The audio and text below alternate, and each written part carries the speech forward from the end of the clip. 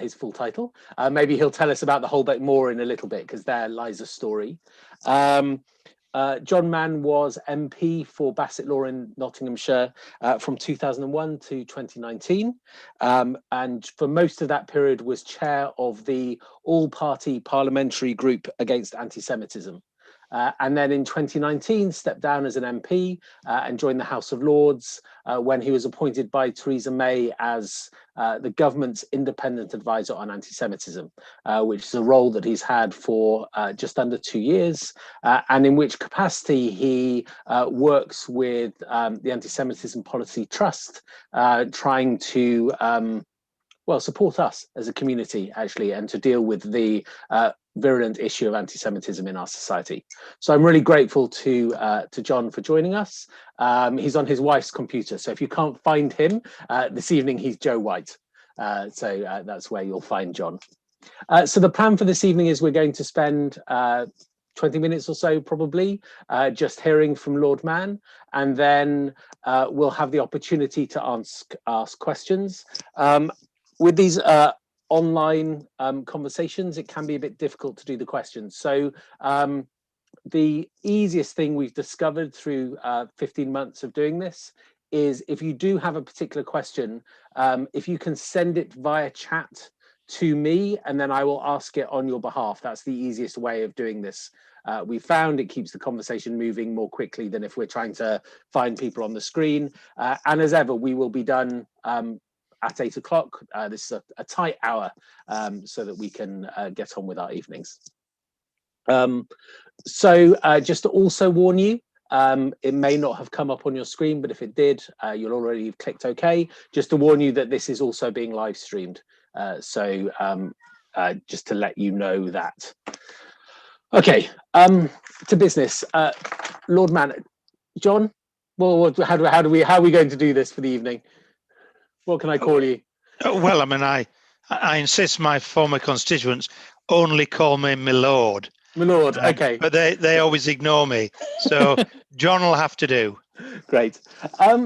Perhaps before we start about talking about where we are with anti-Semitism at the moment, perhaps you could just say a little bit about your journey to be involved in this, involved in the campaign against anti-Semitism with a small c, and what it entails.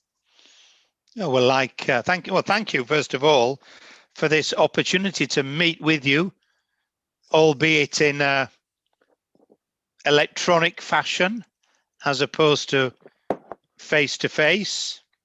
And who knows when we'll be able to interact in a more human way, hopefully soon, but we'll see. But why? Well, I've been by accident, of course. I was caught on the wrong day, and someone persuaded me to chair the all-party group combating anti-Semitism. Oh, it's, to be honest, I hadn't never really heard of. And I did.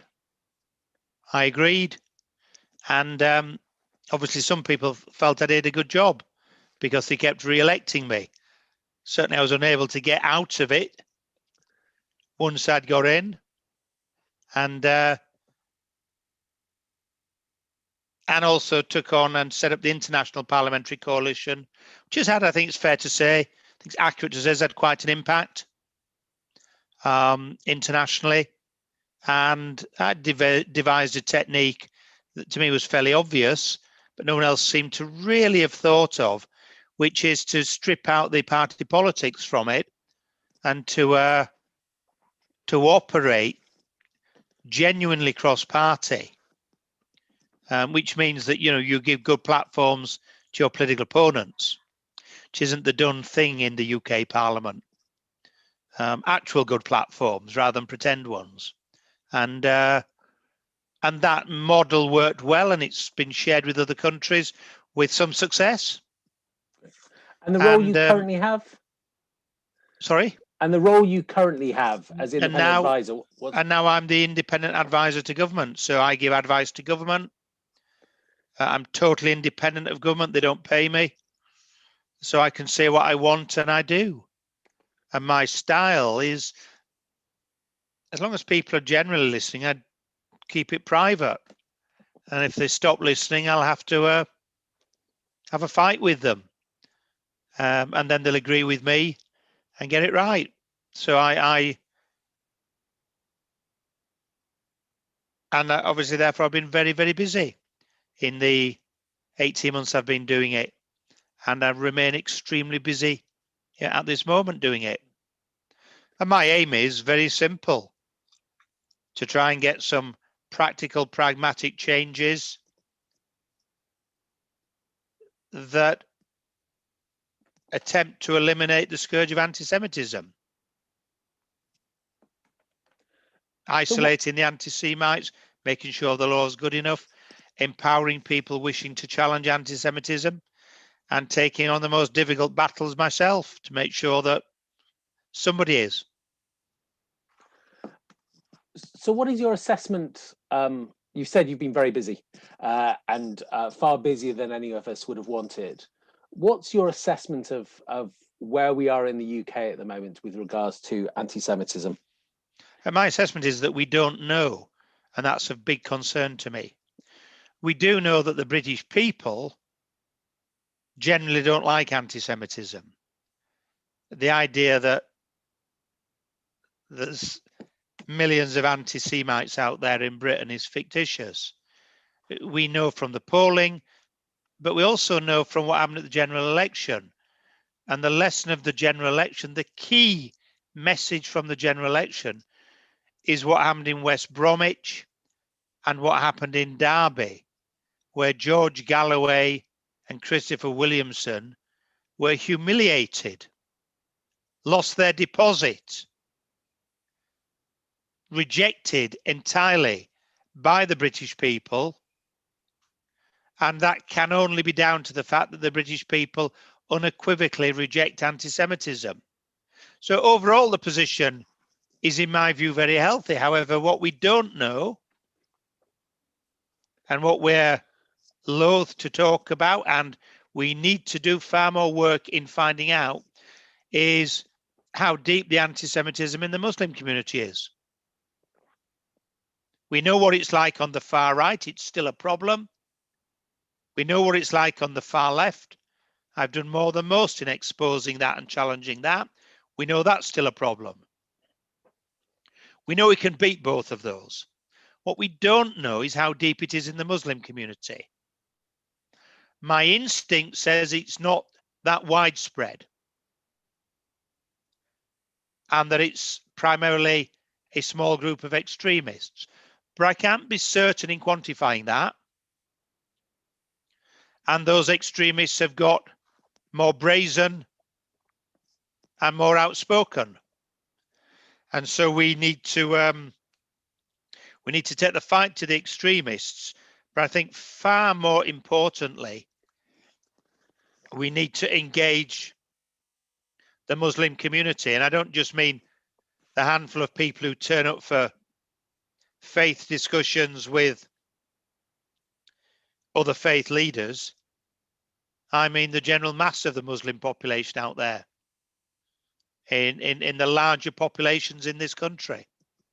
So places like Bradford, which I know extremely well, and have that dialogue and be asking and be challenging and be finding out. And we haven't done nearly enough of that. I think people are quite scared about doing it. Well, that has to happen. And I intend to make sure it does happen. Now, what do we do with the conclusions? Well, I will give the conclusions to the Jewish community leadership that I reach and to government. But the tactics, the strategy to deal with it will depend on how deep it is.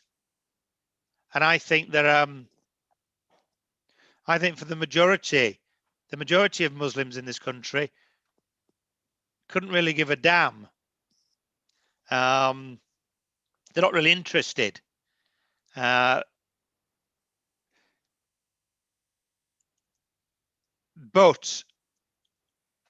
therefore, they don't challenge the extremists. And the extremists purport to represent a much bigger group than I think they do. So can we sort of focus in a little bit on, I mean, you've identified three different sort of areas of anti-Semitism in the UK. the far left, which we'll talk about in a minute, the far right, and there are similar phenomena within them both. But this particular issue around an anti-Semitism that comes out of a certain part of the Muslim community, and of course, as a community, a synagogue like Aleph has a lot of very positive relationships with our Muslim neighbours, with whom we're in dialogue and have a kind of mutually supportive relationship. Of course, at the heart of the challenge, though, is issues of Israel and anti-Zionism. As you, I'm sure, know, there's another convoy headed down from Bradford this weekend on Saturday, which is causing a huge amount of concern in this part of London about whether it will come through here and what might happen if it does. And we saw out of the last car convoy, similar car convoy, the scenes that we saw on Finchley Road of really quite extraordinary stuff being shouted at out in St John's Wood. What's your assessment of kind of what's going on there in terms of kind of the link between anti-Zionism, concerns about Israel, and anti-Semitism, and sort of how we might kind of try to unpack them a little bit? I think this is very similar to when the National Front and when the EDL and when Robinson have gone into North London. People got a bit blasé about that happening because people weren't blasé in the past when it happened, both with the National Front and with Mosley and the fascists. Well, Mosley was around for long enough with his fascists. So people weren't blasé then. They weren't blasé in the 70s with the National Front. But I think since the 80s, people have become, all of us, far more blasé.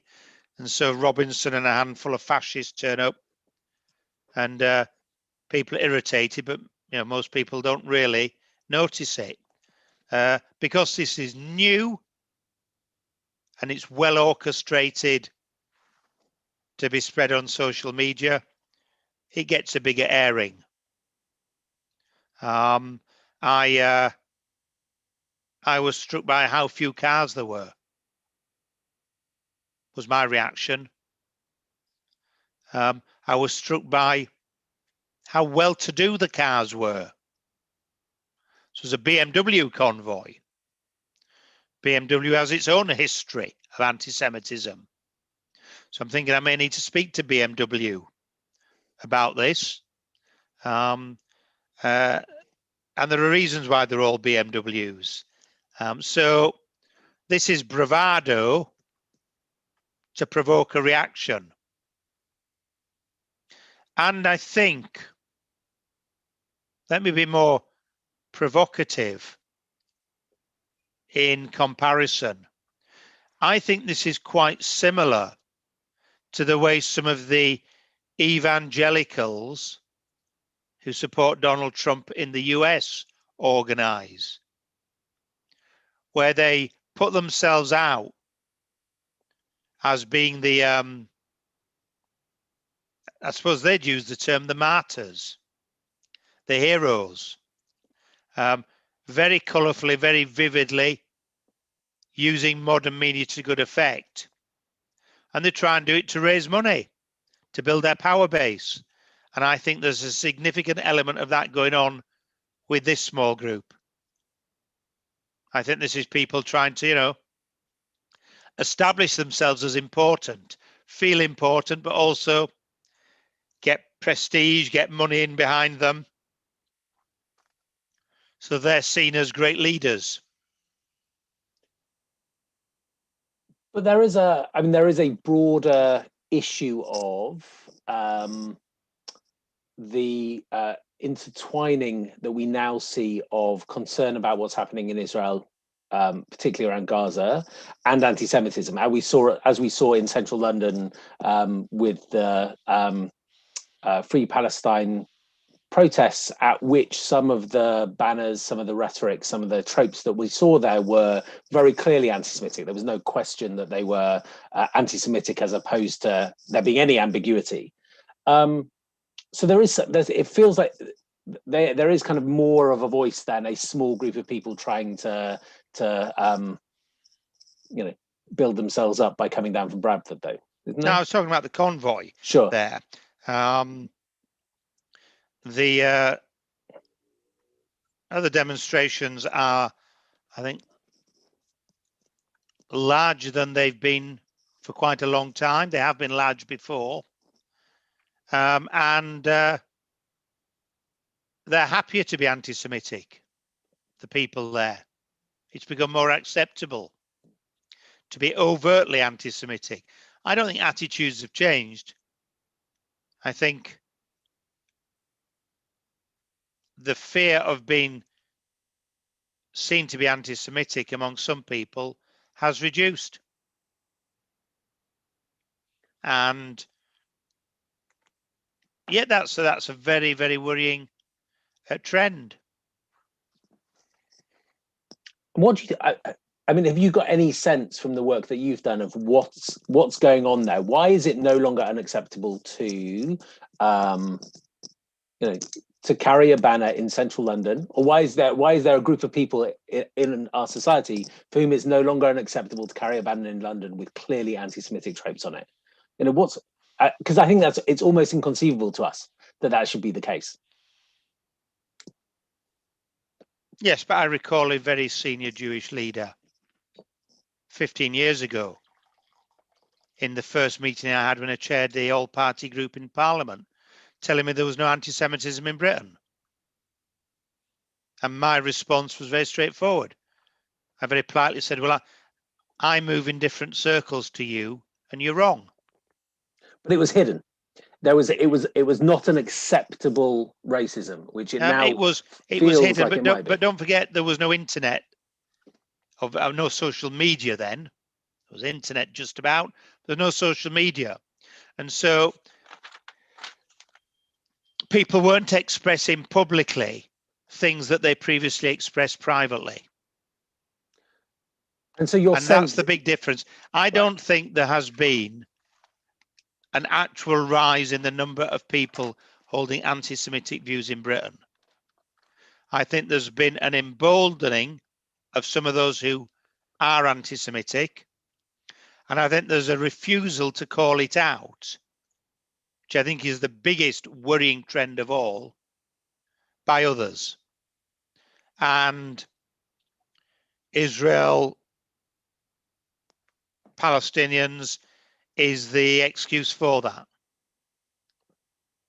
So we see today Corbyn saying that Luciana Berger wasn't bullied out of the Labour Party. Well, I was there. Yes, she was. It's not when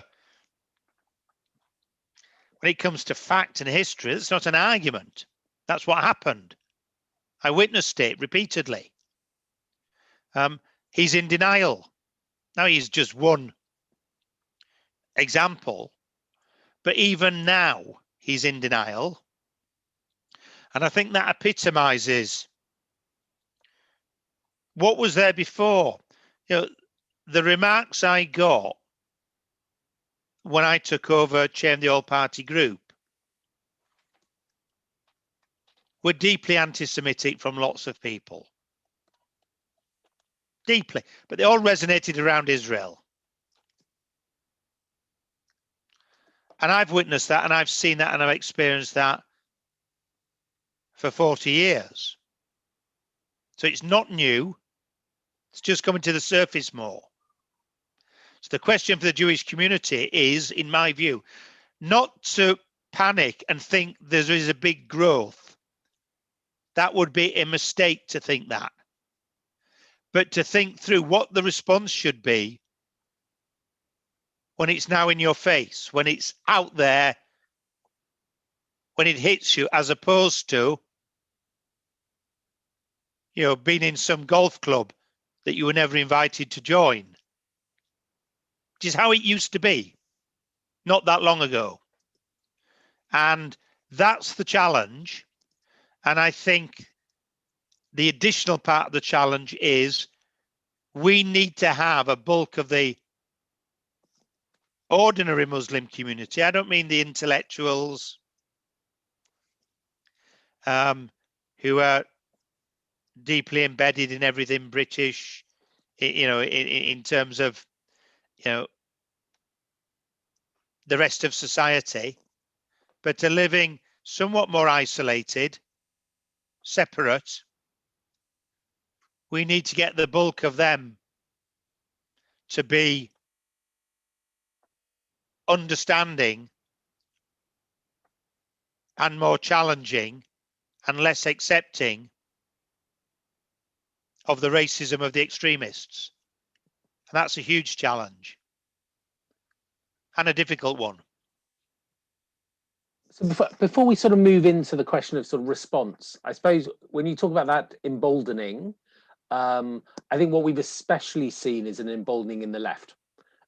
So I think for a lot of people on this screen who have been involved in left-wing politics, a lot of people I can see have been, that has been the experience of the last 5-10 years has been really an extraordinary one.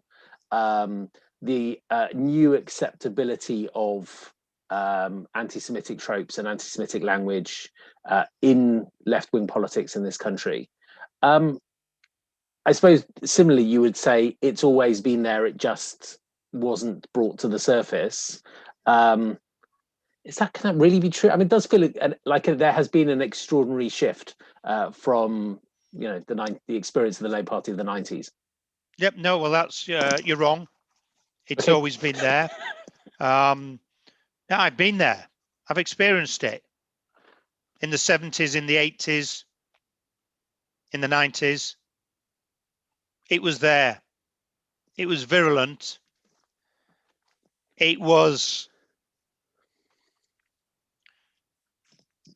less articulated. And it was more accepted, less challenged. Now, that might surprise you, me saying it was more accepted. It just wasn't challenged at all. But it wasn't public in the same way. I mean, it wasn't. It was. Okay, it just wasn't public that we would see. Well, depends where in the country you were. Right. And people were more accepting of it. I saw and witnessed deep prejudice being overtly expressed and not being responded to.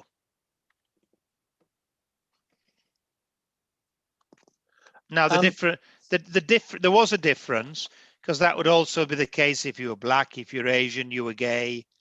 There would be that prejudice as well. And people became less accepting of that. The difference with anti-Semitism is the fence sitters have been prepared to accept it and not call it out and not challenge it. That's the big difference. So what is different in left-wing politics that makes anti-Semitism acceptable, but other forms of racism, other prejudices unacceptable? Does that bring us back to Israel? Or is there something else going on in your view in the left? There's three things. The first is, if one wanted to make a crass generalization, the Jewish community is white. And the perception is that the Jewish community is not living in poverty. That's the perception. And perception is reality as far as people are concerned, therefore. So that's the first aspect. Second aspect is, it's deemed by many people, Judaism is deemed to be a religion. Now, I don't care whether you regard it as a religion or not. And it's not my remit or role to care. So you can be as religious as you wish to be, or as irreligious, or as agnostic. I don't care. And it's not for me to judge on that, for anyone. But I think that's a convenient excuse that's not been highlighted enough. So oh, it's just another religion. And we're not very keen on any religion these days. And thirdly, Israel, which quickly morphs into the good Jews, bad Jews. I'm not anti-Semitic. I've got Jewish friends. And they're running the Palestinian stall with me this weekend. And they're the good Jews. People obviously don't say that, but that's what they mean. That's what they think.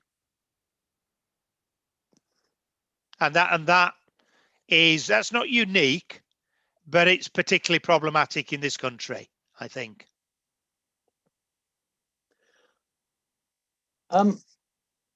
So, I mean, so I think, again, I suppose I'm just trying to sort of probe a little bit this kind of question of why it feels like has been a shift, even if your basic thesis is there hasn't been. Well, let me give you an because we're also seeing it in places like universities, and in a way that feels like there's a kind of, I suppose what feels like it's shifted is an acceptability of anti-Semitic tropes and language. It's not true. Not okay. true. Nope. I'm not going to get it. Okay. No, and the reason it's not true is I've worked in the universities all my life. I was a student leader of the Labour Party. Overt anti-Semitism in the universities today is much less than it used to be. The perception is it's much greater, and perception is reality. So I stood to be the student leader of the Labour Party. In my own caucus group, a third of the people voted against me solely and exclusively because I'd visited Israel and the West Bank with the PLO. Because I'd done that, they deemed me to be a Zionist and unfit for office. Now that's 1983. And I could name those people, and those of you who are very involved in politics would recognize some of the names. Now, that's 83. In 1984-85, Jewish societies were being banned in student unions. Banned. Successfully. At South Bank Polytechnic in London, at Sunderland Polytechnic, at others. So, it's very important to neither understate nor overstate the problems. The problems have changed. They're a bigger problem because the Jewish community is able to be more targeted and therefore sees this and experiences it. And that's particularly dangerous for young people. In a way, people were somewhat cushioned away from it in the past. But I would dispute that this is a new problem that's got worse. It's an existing problem that's got better vocalized and picturized, especially using the internet. And we've not been very good at responding to the modern era, the mobile phone pictures and the internet, the use of imagery. We've got very bad at doing that. And if our response to tens of thousands of people, electronically waving a Palestinian flag is to wave an Israeli flag, we're not going to win. That is not a sophisticated enough approach. And I don't think we've really had the thought and discussion on how better we respond to this. So let's talk policy. It's about 7:30, so I want to just talk for 5 more minutes maybe, and then we'll give people the opportunity to ask some questions. But let's talk about our response. What it sounds like one of the areas that we need to really think about how we respond is within social media, which is that space, or the internet, which is that space in which that voice that that has always been there has been allowed to be amplified. So how do we respond to the growth of anti-Semitism on the internet and in social media? What's the kind of practical policy response? The practical response is to be encouraging young people to very calmly and methodically correct people and call people out. And that's getting better. It's significantly better now than it was a year ago. There's a marked improvement. People are more willing to do it.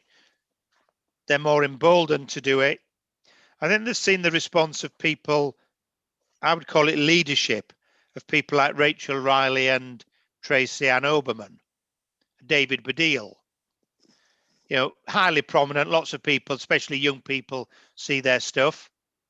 And they have been persistent in calling it out. And when they get abused for calling it out, persistent for carrying on. I think they're winning the argument.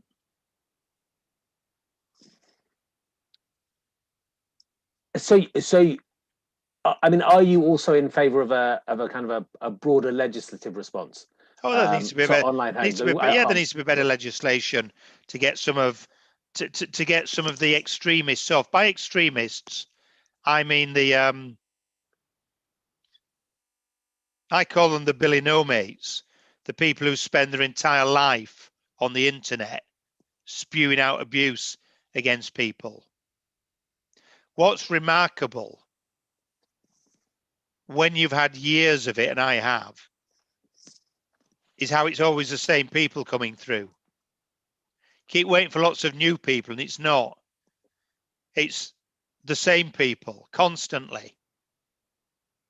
So if you do what I do and you just mute them, you get rid of most of the stuff. It takes you about 3 months to mute them all.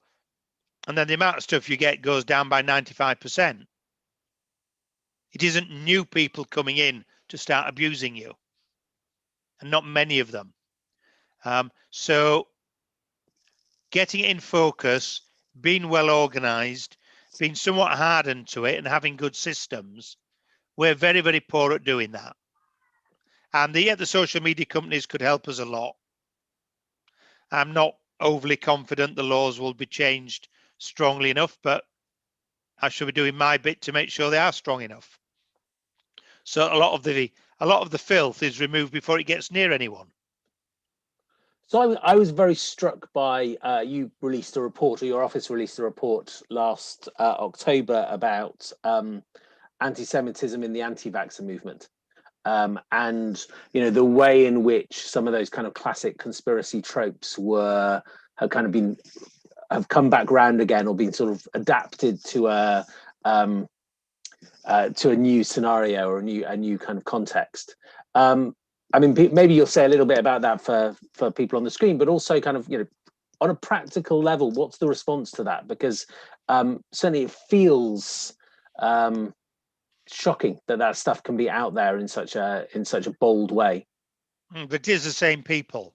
So over 80% of the anti-vaxxer organizations have repeat anti-Semitism within them. What's interesting, and I think predictable, is that the far left and the far right cross over. So if you look at their sites, you wouldn't know if it's far left or far right. It's only when you dig much deeper you begin to work out whether they're left-wing anti-Semites or right-wing anti-Semites. But they've all got the same conspiracy theories. Somewhere Israel's behind something to do with the virus. Bill Gates, the secret Jew. It's about people making money out of it. That is the basic, that this is all a big con for people to make money out of it. And the right tend to concentrate on the names of the individuals. The left tend to concentrate on the big pharmaceutical companies. But it all intertwines into one. Hence why Piers Corbyn has demonstrations with lots of fascists turning up and is comfortable with it. They're all anti-establishment. They're all exposing the conspiracies. What is refreshing for us all is how small in number they are and how unsuccessful they are. I mean, they've been hugely unsuccessful in persuading anybody. Hugely. And so they're seen as the cranks, the oddballs. And that's my point on anti-Semitism. I get a lot of people who I just bump across in normal life who tell me how disgusted they are about anti-Semitism. Not Jewish, plenty of Jewish people tell me that, of course, but I'm not talking Jewish people. I'm not talking politicians and people around Westminster. I'm talking people in the street, people on the train, people at the football. And they say, it's wrong. We don't like it. And I think that's what I want to test out, is to see whether in the heart of the Muslim community, there's actually the same response. My feeling is that intrinsically there will be, but we'll have to push harder to get people to actually say that. And that would be really reaffirming if that's the case. So I'd just like to say to everyone, if you want to input into the conversation or have a question for Lord Mann, if you send it by direct message via the chat to me, and I will sort of ask questions on people's behalves as we move into the last third of our time with John. I think one of the things that's, I'm hesitating now to use the word new because you'll tell me that anything I say isn't new.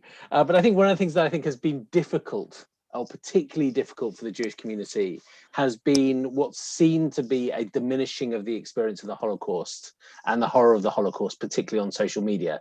There was a thing today that said that the phrase "Hitler was right" has been tweeted 17,000 times on Twitter in the last month, which in the scale of Twitter is quite a small number, but it's still a pretty huge number.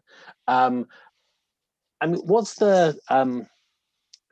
what do we do about the fact that there seems to be a growth in Holocaust denial, and if not a growth in Holocaust denial, a lack of sensitivity to or historical awareness about the Holocaust? I mean, are we educating our kids properly? Are we challenging social media companies well enough?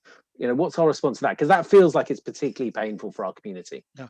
On this, you're absolutely right, Josh. Phew. That this situation has worsened. But of course, that's not a cause for celebration, I'm afraid. Quite the opposite. The reason, I think, it's fairly obvious. Time. You know, every 10 years, the Holocaust is 10 years earlier.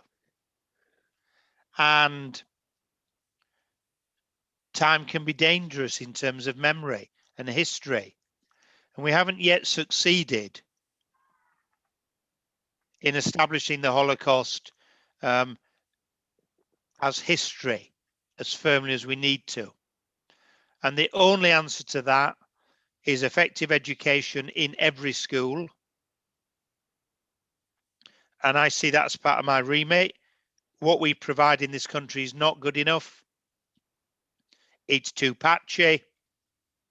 It's far too much in the middle class schools, in the leafy suburbs, than it is in the more working class schools, where it's usually totally absent. And it should be a national system of education in schools on the Holocaust and on modern anti-Semitism. That's absolutely essential. We have to achieve that. It's the biggest challenge for government. That would have the biggest single impact. Of course, it would take about 15 years for that impact to really work through. We've been complacent. I think I've been complacent. waited for that to be done. So I'm now going to do something about it, and I'm working through how to do it. But I am, because however many toes I have to tread on, what we have now is not sufficient. We have to really up our game, we being this country.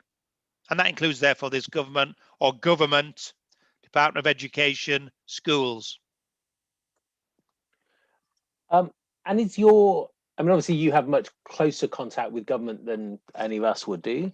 Is your sense that it is being taken seriously, that actually there is a willingness in government to look at issues of curriculum, to think about how schools, not just in a kind of a public rhetoric way, but actually to really address it?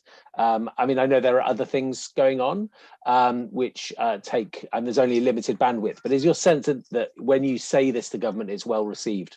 I think that if I can come up with something with others, if we can come up with something that is highly practical, highly deliverable, then it will be very easy to get the Jewish community behind it, and government will say yes, because it would be a relatively easy ask of government. The weakness is it has to be one system. You have to have one system, one product that goes in every school every year. Not 100 products that go in some schools some years. That's not a system. There has to be a product that teaches the basics about the history of the Holocaust and about the realities of the Jewish community, Jewish life, anti-Semitism today. That is an essential. And it isn't happening. So we should be honest about it, because it isn't happening in nearly enough places. And we're paying a price for that. So the young people, the young Corbynites, some of the young Muslim activists, they've not had any of that education. So where are they getting their education from? Some extremist, be it a Marxist extremist or an Islamist extremist on the internet, some video they've seen on YouTube, rather than something that is clear, straightforward, and consistently good, delivered in every school to every pupil. That is required. And yeah, I think we'll have a bit of a battle, because there'll be resource implications, etc. And the Jewish community will have to get behind that, I think. I think it'd be quite easy, though. I can't imagine anyone would think that's a bad idea. Yeah, I mean, I think we will experience quite a lot of whataboutery at that point. I think we know that there are all sorts of historical challenges that need to be addressed in our curriculum. We need to encourage government to address them across the board. But it feels like this is particularly pressing.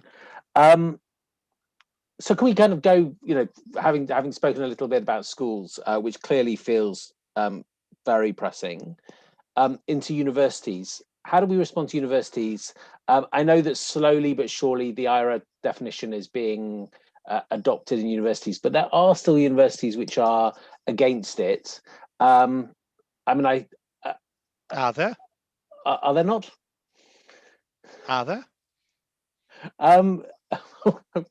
Put me on the spot. I mean, what's your sense of kind of where we are with the IRA definition, and where the hesitancy is, and why there's hesitancy still about what feels like it shouldn't be controversial, shouldn't be problematic, but does seem to be still a source of debate, particularly on the left?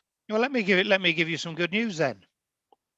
From London, the two universities with the highest non-white student population, so black and Asian student population, are the University of Westminster and the University of East London. Both have recently adopted the IRA definition in full, knowingly, having had full consultation with backing across the entire university family.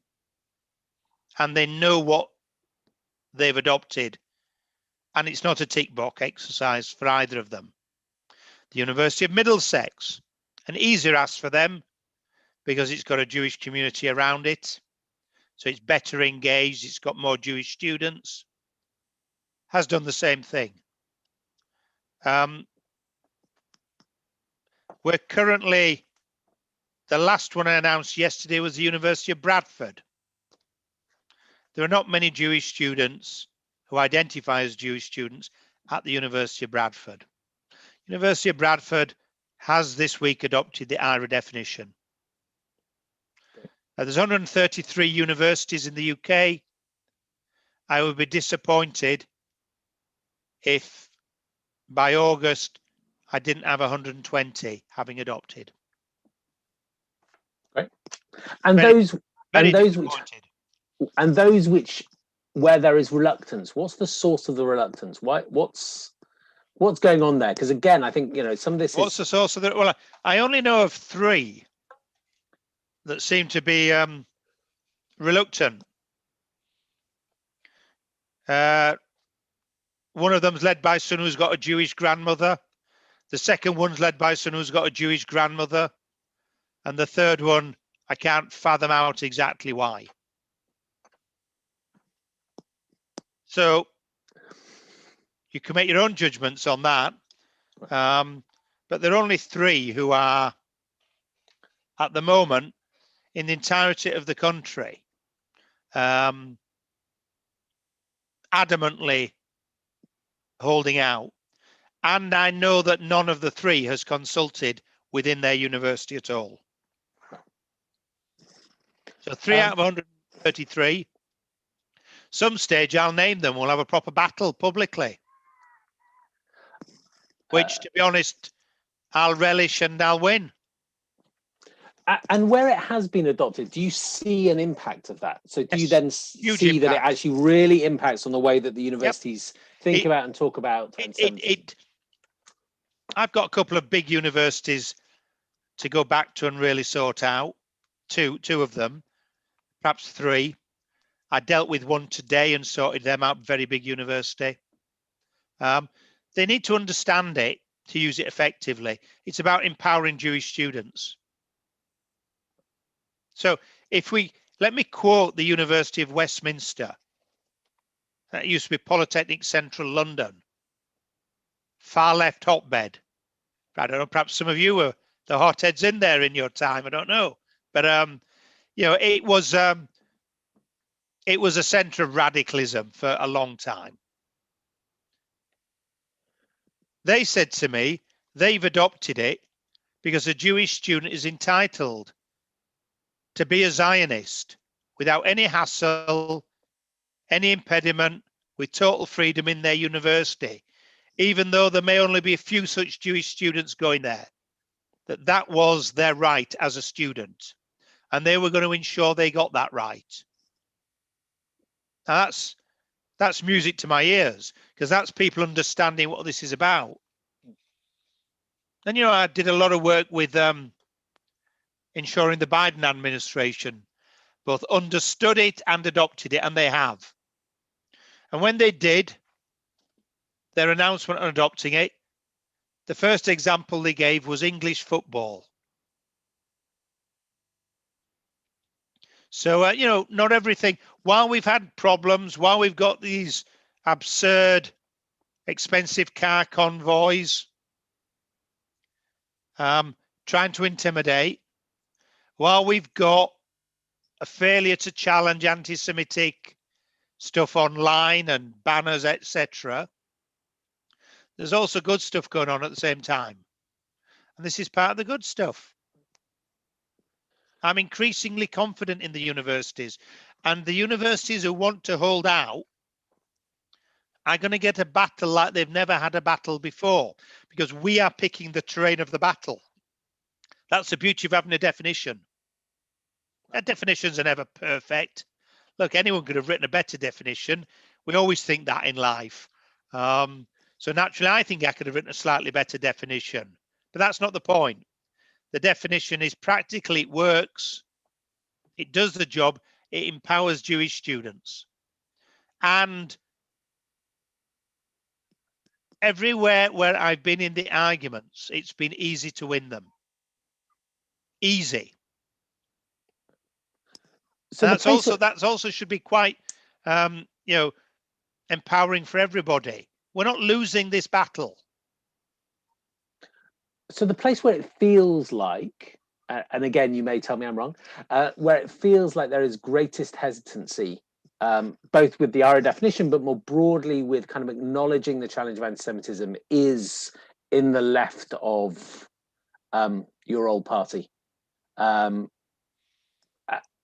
think we saw this week that there is the response to training, which came out of the HRC report, led to its own kind of, the desire and the demand that there be training has led to its own kind of raft of anti-Semitic tweets and conversation and resistance hesitancy. I know you have a kind of love of the Labour Party as a sort of and having been a Labour MP, are you optimistic about how the Labour Party can kind of re-find its feet on this stuff? I think the Labour Party's got a better chance of sorting out its problems with anti-Semitism than it has with its problems with the electorate. There's almost a danger that this becomes too totemic. I think, it's getting easy, but in the Bassetlaw Labour Party, where I represented, the 10 people who were anti-Semite or were cheerleaders for the anti-Semites or fellow travellers of the anti-Semites have all resigned. They've gone. They're out. And totally in the wilderness, irrelevant to everything, influencing nothing. So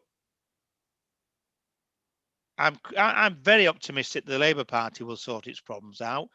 More interestingly, much more interestingly, I think, we haven't had people engaged on dealing with anti-Semitism, outspoken and effective in the trade unions. And because of the Jewish involvement in the unions for many, many decades were the bulwark against left anti-Semitism in this country. And that was very deep-rooted and very effective. And then it kind of almost literally died out. Well, the two union leaders elected this year for two of the three largest unions, Unison and the GMB, are absolutely excellent on their track record, their understanding, and their courage and anti-Semitism. That's this year. They're far better than anyone I've seen for 20 years in the trade union movement leading it. Wow. So, that's this year. So, and with the whole backdrop of the last election just in, the GMB union, which traditionally was the old tailor and garment workers with the highest Jewish activism, the backdrop being the conflict in the Middle East, the General Secretary who was attacked because of his attitude on anti-Semitism and dealing with it in his union and sorting it out and getting rid of people, he won by a landslide. Very, very positive. The British people out there are decent people. We should never forget that. So I'd say I'm incredibly grateful to you for that sense of perspective. I think it's been quite hard for us in the Jewish community to get that sense of perspective, particularly of late, where it's felt that particularly our children are encountering anti-Semitism in a way that they haven't experienced before, or it's become a very real part of their lives. What's our job? As we move towards finishing, what's the role of the Jewish community in supporting your work and supporting the kind of the measures that we need to take to kind of to address anti-Semitism more broadly in UK society? The most critical thing the Jewish community has to do, in my view, is always be honest about the problem. Never exaggerate it within the Jewish community and challenge people who do, but never understate it and ignore it. It's sometimes a difficult balance, but that's why I like the CST as an organisation, because they get that balance right in my dealings with them. They don't overstate, and neither do they understate. They just give it as it is, and they're ruthless in making sure what they're giving is actuality rather than what they want it to be. That's so important. I think there needs to be more support for young people in the Jewish community. They're at the cutting edge. Whether we like it or not, they're on social media all the time. And you as parents, grandparents, rabbis, and whatever other hats you wear at any time, you're not going to be able to stop them doing that. Therefore, they need, it's a different world. I'm looking, I'm probably going to insult someone who's I haven't spotted, who's yes, I can see. So there's one or two who are of the technical generation. Most of us on this call are not. We didn't grow up with social media. So our experience of life is different. Those young people are in the forefront and they need our support when they stand up to things. So my approach always is, doesn't matter how small the issue, those young people need support. So while I'm giving you a positive on a number of areas, and I think accurately, I still take the approach, if one Jewish student is being abused in a university, that's a big problem because it's a big problem for them. And because it comes through social media, it's a bigger problem than my generation went through, person for person. So we need to be resolute there. And yeah, the more the Jewish community can agree with one another, that's optimistic. Clearly, you've spent some time in the Jewish community. But on the priorities, look, there will have to be some difficult decisions if we're going to have education on the Holocaust and on anti-Semitism in schools. And I think that's the time for the silent majority to speak up and say, look, we have to do something significant. And be vigilant, call it out, but be confident. Can I just tell you my little story? I've told you a few, but this is because I think, Reverend, Rabbi, there's my tradition coming in. I'm almost into my story there. Rabbi, my Holbert Moore story, because it is about the reverends. I don't know if any of you are from Leeds.